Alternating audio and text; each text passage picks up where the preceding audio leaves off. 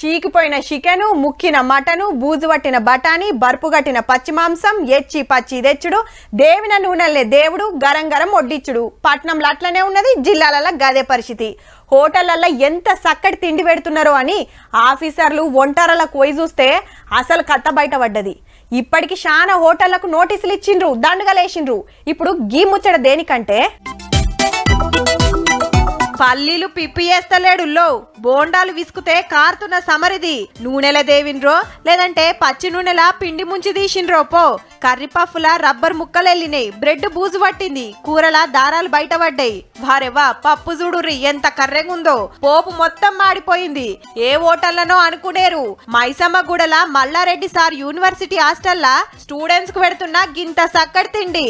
రాత్రి అన్నం కూరలు మంచిగా లేవని స్టూడెంట్స్ లొల్లి వేస్తే విద్యార్థి సంఘాల నాయకులు హిమ్మతిచ్చి హాస్టల్ ముంగట ధర్నా కూసున్నారు. మాకు హైజీనిక్ ఫుడ్ పెడతలేరు, ఫుడ్ లో మొత్తం పురుగులు, ప్లాస్టిక్ కవర్స్. అది మేము కంప్లైంట్ చేస్తే ఈ ఫుడ్ విషయం సైడ్ కి పెట్టి మమ్మల్ని వేరే విషయాలలో ఇరికిచ్చి మమ్మల్ని సస్పెండ్ చేస్తుంది. ఇదేం కొత్త కాదుల్లో, మునుపు సుత శానం అట్లనే జరిగింది.